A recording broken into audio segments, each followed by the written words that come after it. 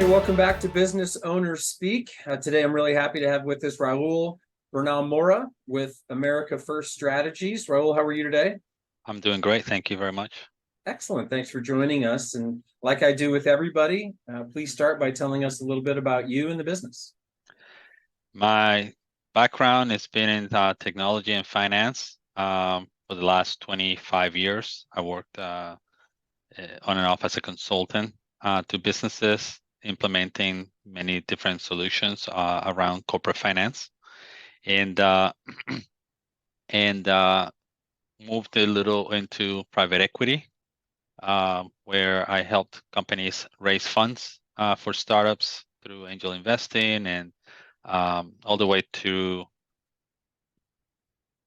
uh, offerings to not exactly to go public, but Regulation D, which is kind of a public offering of sorts. And then I started America First Strategies as a business consulting firm to work with different sectors of the economy and to do business acquisitions and mergers for companies to grow inorganically through the market. So now I help businesses do acquisitions where they can grow market share. And when the opportunity exists, we acquire businesses ourselves and help them grow and then turn them over. Okay. I yeah. I don't know how much my That's all right. No, that's perfect. When did you actually start this business? 2020. Okay. Yes. The years in around 2020 kind of blend together, don't they? Yeah, that's all with the COVID time and Right. being locked down. Exactly. It was a pretty interesting time, let's just say. That's for sure. So what was kind of the moment or the thought process that said, you know what, I can go out and do this on my own, and I want to start my own business? So I had another company back in 2016. Was working with Ernst & Young as a senior manager, and advising companies like media entertainment companies in California and oil and gas companies all over the world, telecommunication. And I realized that a lot of the value that I provided was in the knowledge that I had as to providing strategic initiatives for growth, whether that was organic growth through marketing and campaigning, for new products development, etc., or the inorganic growth through mergers and acquisitions. And I started a consulting firm to focus on the small, medium-sized businesses that were out there working and struggling sometimes in some instances back in 2016 to acquire, to get funds and then move in the right direction. And I worked with that for a couple of years, like I mentioned, and then the economy got better, which was great, and our business did pretty good. But then I had a small split with my business partner then, and I went and joined the workforce back again to do more of the consulting work. And then in 2020, when things were, turning back around, then we started America First Strategies for the same purpose. And honestly, I thought, we were going to have the same president in the White House, but that didn't happen. And good or bad, it's actually opened some opportunities for us because companies are with the inflation and other challenges in the economy have looked to ways out of the market. Owners today are reaching the point where they're looking to find the retirement avenues, and we're helping them provide that. So through the acquisitions process, and there's a big what is called the great transfer of wealth happening. Many of our boomers have been business owners for a long time, and whether for whatever reason are not able to pass their business on to their families, they're they're looking to sell and preserve those legacies. And that, like I said, opened a great opportunity for us to do that in the M&A market. Okay. So it sounds like with a lot of different kinds of services provided, tell us what an ideal prospect would look like to you. For us, a company with revenues anywhere from $1 to $10 million in revenue and a healthy bottom line, 10 to 15% in their EBITDA, and they run their business like it's supposed to be run. It's an ideal target for us. We like companies in the e-commerce space, staffing and consulting, and professional services like engineering firms, etc. Those are kind of our buy lanes and our where my background best fits to help companies realize their growth. Okay, so someone in that boat that has a $5 million top line company and runs it pretty efficiently, if they're looking for what, do they come to you? Just funding, or they're looking for multiple options and you provide so the idea is looking for strategies of growth, right? Whether that's organics through new product development, improving efficiencies in the business, cost cutting scenarios, or new revenue streams is one, and then strategic initiatives around inorganic growth, in particular doing acquisitions of other businesses in their market where they can grow market share and introduce those different lines of business and other revenue streams. That's kind of what they're looking for. Not so much in the fundraising, although we try to steer them in the right direction when it comes to doing those things.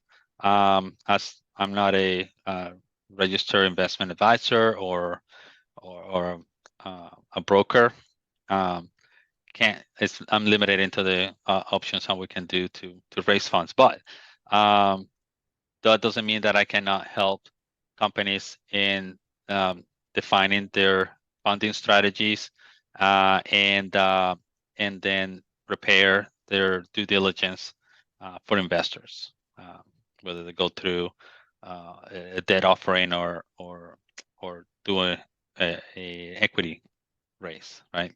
A lot of family offices we over the years we grew a lot of the connections with family offices and institutional investors, private equity funds, etc. And so we have the ability to provide an in to those folks to invest in the business. But the biggest piece to get into that point is having the right message for those investors and having the right financials for those investors, so that when they're going through their due diligence on their own, the investors, they can see the opportunity in the business to invest in. And that's what I do right off the bat. If there's a company that meets our buying criteria, and then we decide we want to approach them as an acquisition target. I see. All right. And also, I'm sorry.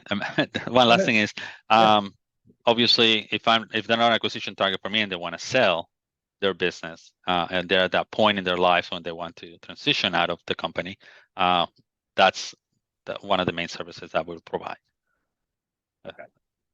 Understood. And I'm curious, when companies come to you and for a variety of those services you listed, is there patterns that you're seeing that business owners could have or should have been doing while operating the business that they didn't, and thus makes providing some of those services a little more challenging? So some of these smaller companies, under $1 million up to $2 million in revenue, typically are formed as a pass-through entity, meaning in their, with the IRS, they set them up as a S corporation or for tax purposes, meaning that all the income and expenses and everything flows into your personal income tax.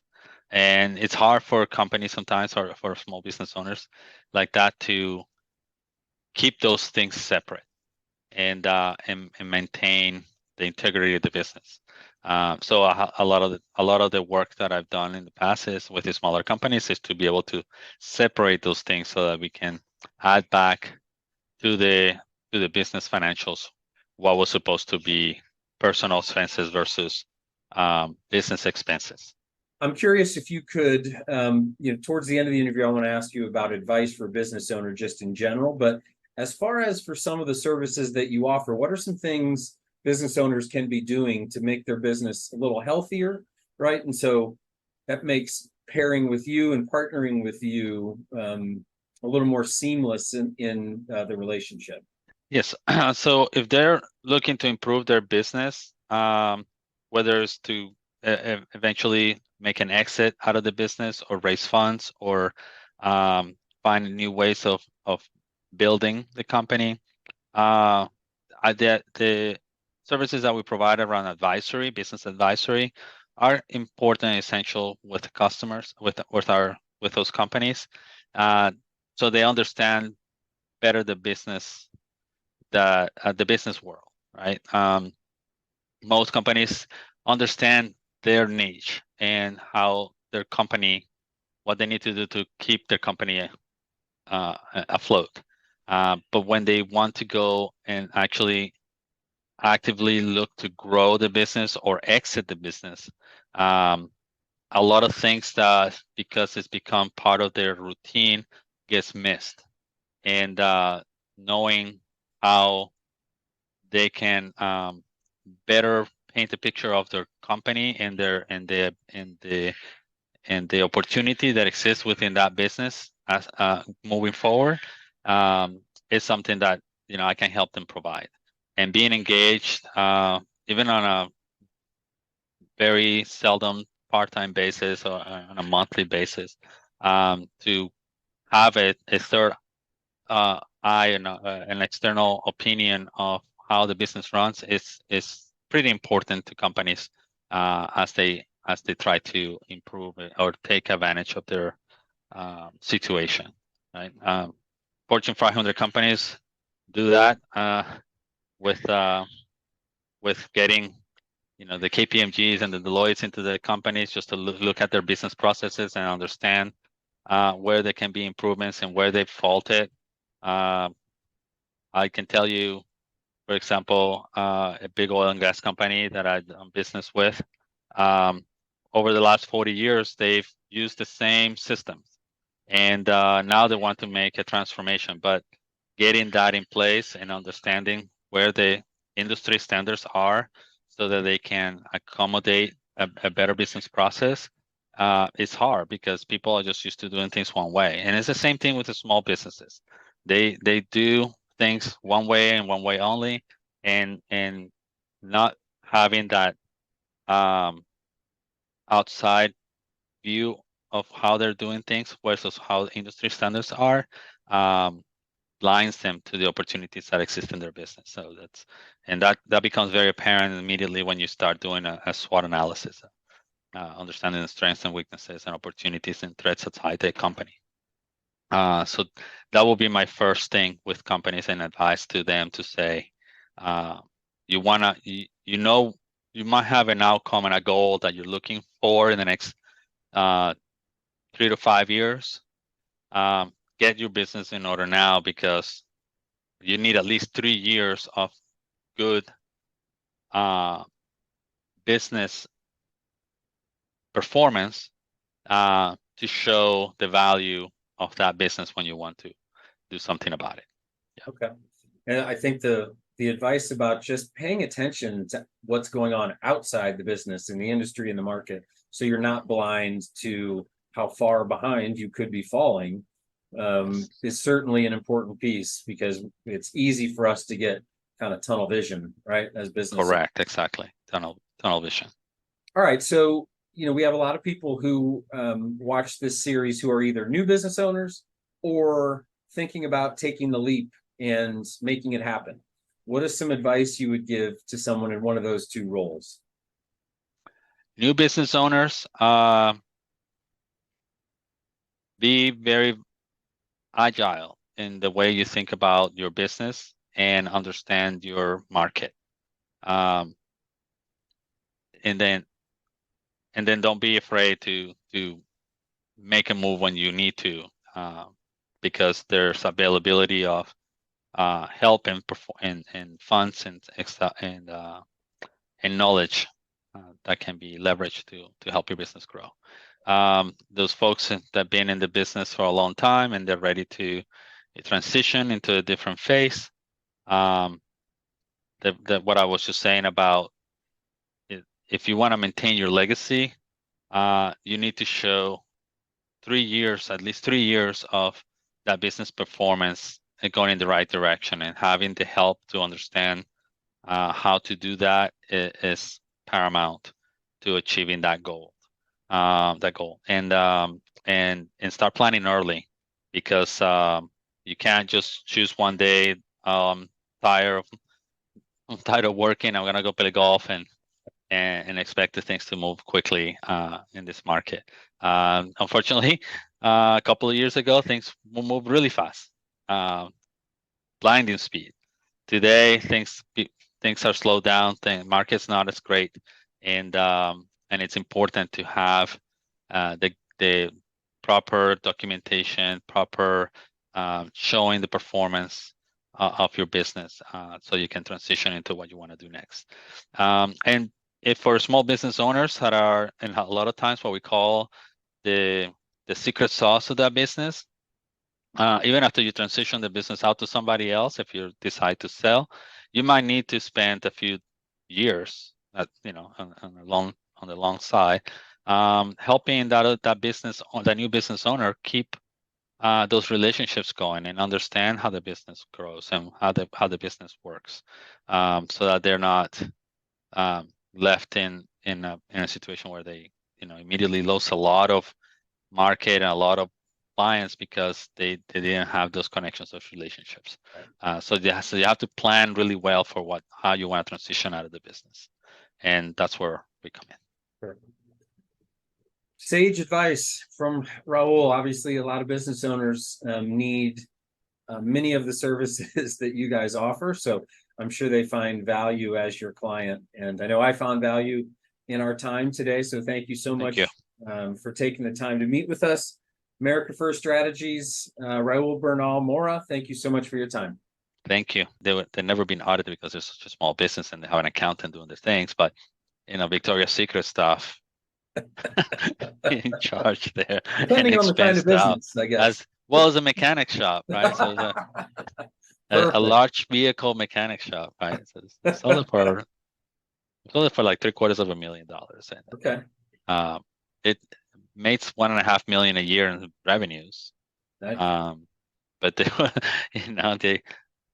those Victoria's Secret trips were expensive. Yeah. And it was one of those where they wanted to exit out quick, and we told them, well, we need to look at the last 3 years and see how your business performed, and especially through the pandemic, it's a big telling how 2020, 2021, 2022 went, because that will tell the story of where your business really should be.